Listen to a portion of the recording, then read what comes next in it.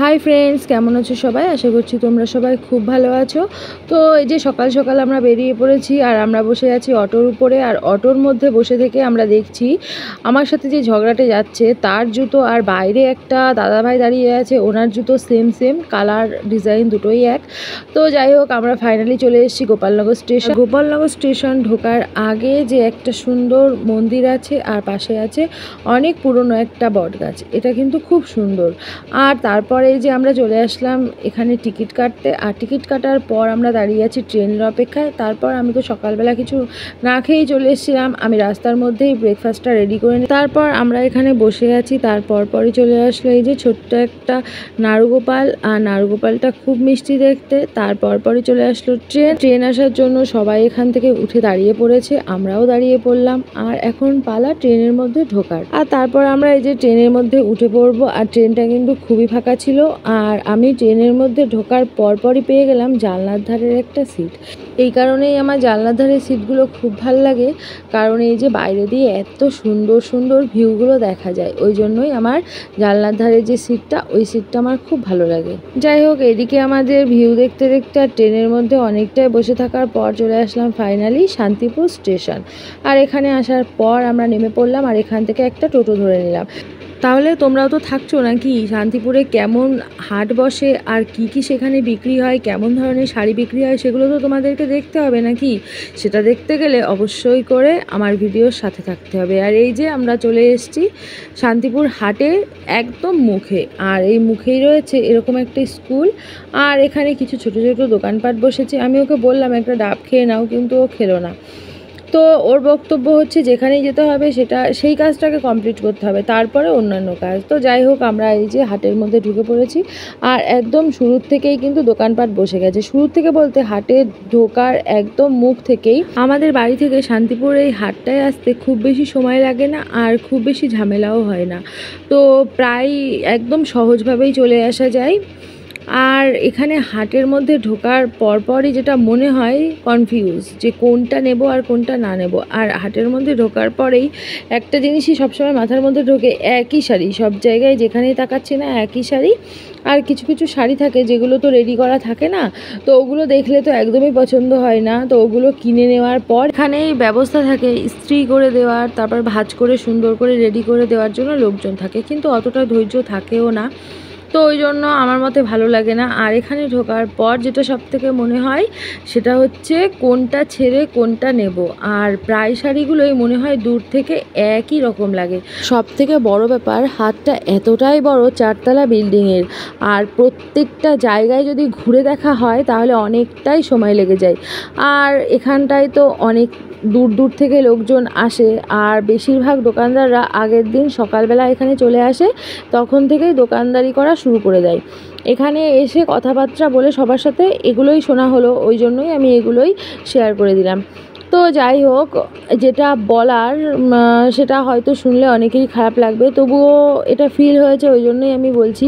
অনেক লোকজন বাড়ি বসেই ভাবে যে এই যে জামা কাপড়ের ব্যবসা বা এই যে শাড়ির ব্যাপারটা, এগুলো অনেক বেশি বেশি লাভ হয়ে যায়, তারপর হয়তো ডবলের ডবল টাকা লাভ করে ফেলে দেয়। বা শাড়ি মানে বা জামদানি মানে ওই 200-250-র মধ্যে কমপ্লিট হয়ে যায়, বা এরকম কিছু মনে চিন্তাভাবনা রাখে। কিন্তু এখানে আসলে সেটা বোঝা যায়। হয়তো বা আমরা ছোটোখাটো দোকানদার, তো আমাদের কাছে এসে অনেকেই অনেক রকমের কথাবার্তা বলে, কিন্তু আমরা যখন বড় বড় জায়গা থেকে জামা কাপড় নিতে আসি বা শাড়ি নিতে আসি, তখন না ওখানে গিয়ে কোনো কথা বলাই চলে না। শুধুমাত্র পছন্দ হলে নাও, না হলে না নাও। কোনো যে জোর করে দেওয়া বা জোর করে কোনো ব্যাপার না এখানটায়। আর একটা কথা না বললেই নয়, হ্যাঁ, জামদানি অবশ্যই কম থেকেই শুরু। যেমন 200-250 থেকেও জামদানি শুরু হয়ে যায়, 170-80 টাকারও জামদানি আছে। কিন্তু সেই জামদানিটা সেই 180-90 টাকার মতনই জামদানি, সেটা মোটেও 500-550 টাকার জামদানিতে পরিণত হয় না। তো যাই হোক, আমাদের এই সব গল্পগুজব করতে করতে আমার মাল কেনা মোটামুটিভাবে হয়ে গেছে। আর ও আমাকে সত্যিই অনেকটাই হেল্প করেছে, অনেকটাই হেল্প, শুধু এখানে না, অনেক ক্ষেত্রেই অনেকটাই হেল্প করে। আর ও যদি না থাকতো, এরকম দূরে দূরে মাল কিনতে আসা অসম্ভব ব্যাপার। তো অবশ্যই করে আরেকটা কথা বলে রাখা উচিত, যে আমরা বাড়ি বসেই কিন্তু মালটা পেয়ে যাই না। আমরা এতটা দূর দূর থেকে এসেই মালটা নিয়ে যাই, আর সেখানে আসলে কিন্তু সারাদিনেরই একটা ব্যাপার থাকে। আর এই যে ও আবার চলে গেছিলো টিকিট কাটতে। কিসের টিকিট বলো তো? টিকিটটা হচ্ছে আমরা যখন গোপালনগর থেকে শান্তিপুরের টিকিট কেটেছিলাম তখন কিন্তু রিটার্ন টিকিটটা একবারেই কেটে নিয়েছিলাম, কিন্তু এখানে এসে জানতে পারা গেল যে ওই রিটার্ন টিকিটে মোটেও যাওয়া যাবে না। আর এখানে তো মালের জন্য আলাদাভাবে টিকিট কাটতে হয়, সেটা কাটতে গিয়ে আবার নতুন করে টিকিট কাটতে হয়েছে। আর স্টেশনে দাঁড়িয়ে থেকে দেখছিলাম এখানে একটা ছোট্ট ব্যাগের দোকান দিয়েছে, আর যেখানে অনেকটাই ভিড় হয়েছে।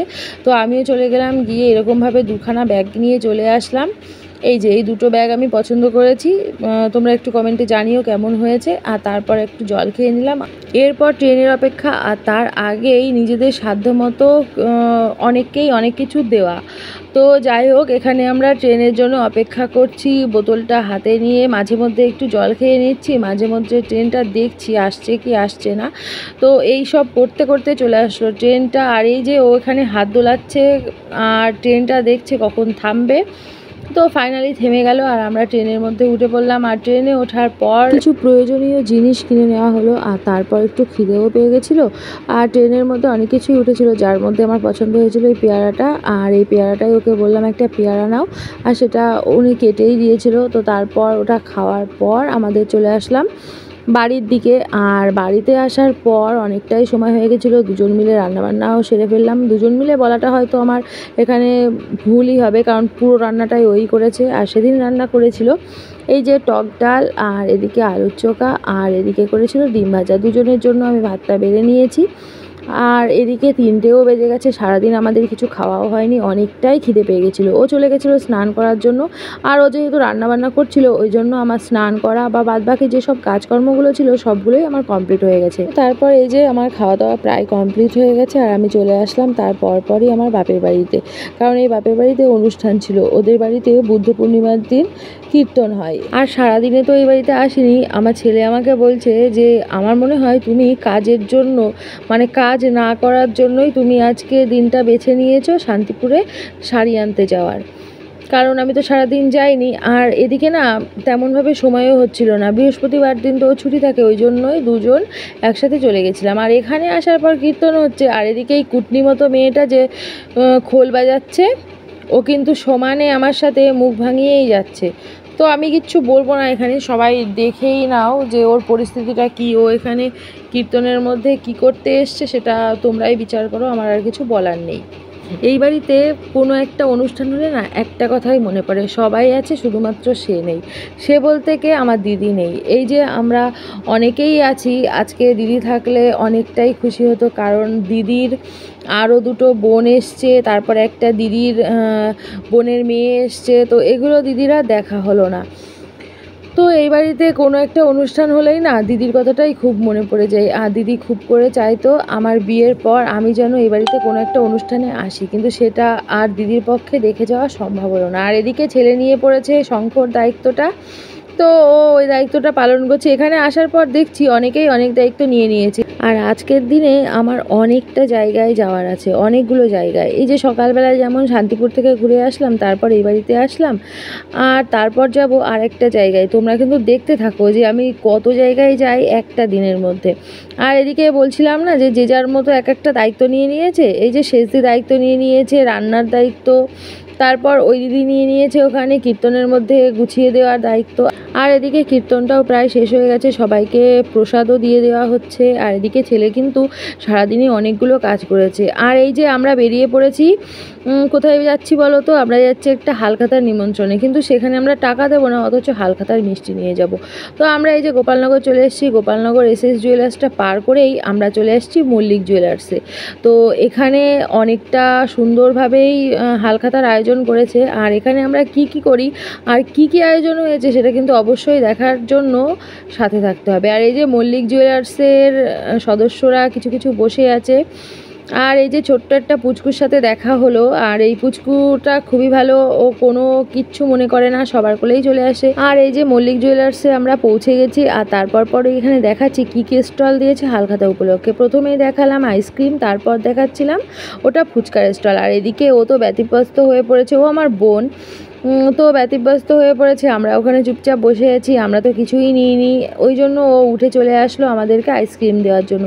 কিন্তু ও আসলে কি হবে, ওর কথা তো কেউ নিচ্ছেই না। ওকে অনেকক্ষণ দাঁড় করিয়ে রেখে তারপর আইসক্রিমটা দিই। তো তারপর আমি আর অত ধৈর্য রাখতে পারছি না, আমিও চলে আসলাম লাইনে। আর লাইনে আসার পর আমার তো বিরক্ত হয়ে যাচ্ছিলাম, কারণ একবার এপাশে যাচ্ছি একবার ওপাশে যাচ্ছি, আইসক্রিম আর হাতে পাচ্ছি না। আর এদিকে অনেকটাও ভিড় হয়ে যাচ্ছিলো, আমার মনে হচ্ছিলো আমি বাদ দিয়ে মনে হয় সবাই পেয়ে যাবে। তো যাই হোক, ফাইনালি সেই ভয়টা কাটিয়ে আমি আইসক্রিমটা পেয়ে গেলাম, আর তারপর চলে আসলাম আইসক্রিম খেতে। আর এই লোকের সামনে তো ভিডিও অনই করা যায় না, ও তো চুপচাপ বসে আছে সেই আগের যুগের মতো। সামনে যদি বিয়েবাড়ির ক্যামেরাম্যান এসে ক্যামেরা করা শুরু করে দেয়, তাহলে সবাই যেমন চুপচাপ বসে থাকতো না, খাওয়া দাওয়া বাদ দিয়ে, ঠিক ওই রকম পরিস্থিতি। আর এদিকে ভাই এক বস্তা ফুচকা নিয়ে চলে আসছে, কারণ ফুচকার স্টল থেকে ফুচকাটা কম হয়ে গেছিলো। আর এদিকে লোকজন অনেকটাই দাঁড়িয়েছিল। তো এই যে মল্লিক জুয়েলার্সের ছোটো লোক, ও বাইরে চলে এসছে এখন, অনেকক্ষণ ধরেই ভেতরে ছিল। আমার মনে হয় ছোটো লোক বলাটা খুব একটা বেশি অন্যায় হলো না, লোক মানুষ ব্যাপারটা তো একই। আর এই যে মল্লিক জুয়েলার্সের মালিক বেরিয়ে এসছে এখন আইসক্রিম খেতে খেতে। আর তারপর পরই আমিও পেয়ে গেলাম আরেকটা আইসক্রিম। তো এটা আমি আর খেলাম না, আমি দিয়ে দিলাম আমার পাশে আমার বোন বসেছিল, ওকেই দিয়ে দিয়েছিলাম। আর এই যে ফাইনালি আমরা ঢুকে পড়লাম মল্লিক জুয়েলার্সের ভেতরে। আর মল্লিক জুয়েলার্সের ভেতরে যে গয়নাগাটিগুলো রয়েছে বানানো, সেগুলো কিন্তু খুবই সুন্দর। আর এই যে মল্লিক জুয়েলার্সের ভবিষ্যৎ, ওর মুখের মধ্যে ক্যামেরাটা নিয়ে দেখিয়ে দিলাম যে ও হচ্ছে মল্লিক জুয়েলার্সের ভবিষ্যৎ। তো যাই হোক, এখানে যে কটা গয়না বানানো আছে সবগুলোই কিন্তু খুবই। তো গোপালনগর মল্লিক জুয়েলার্সে তোমরাও যেতে পারো চাইলে, তো অবশ্যই করে তোমরা একবার হলেও ভিজিট করো, আশা করব তোমাদের ভালো লাগবে। তো তারপর আমি চলে এসেছিলাম এই বাড়িতে তখনও কীর্তন শেষ হয়নি, মানে আরেকটা দলের কীর্তন শেষ হয়নি। প্রথম দলের কীর্তনটা শেষ হয়ে ওখান থেকে সবাইকে যখন প্রসাদ দিয়েছিল, সেটা দেখে আমি চলে গেছিলাম মল্লিক জুয়েলার্সে। আর সেখান থেকে আবার যখন এই বাড়িতে আসি তখন দেখি আর একটা দলের কীর্তন হচ্ছে। আর আসার সময় আমি ভাইকেও সাথে করে নিয়ে এসেছিলাম। আর এই যে বাবু যে আগের দিন ব্যাট কিনেছিল, সেই ব্যাটটা কিন্তু এইভাবে হ্যামার করা হয়নি, তো সেটাই আজকে হয়ে যাচ্ছে। তো সব মিলিয়ে কেমন লাগলো আমার সারাদিনের ভিডিও অবশ্যই কমেন্টে জানিও, ভালো লাগলে একটা লাইক করো। তাহলে আবার ফিরে আসছি নতুন একটা ভিডিও নিয়ে। ততক্ষণ সবাই ভালো থাকো, সুস্থ থাকো, আর অনেক অনেক আনন্দে আর হাসি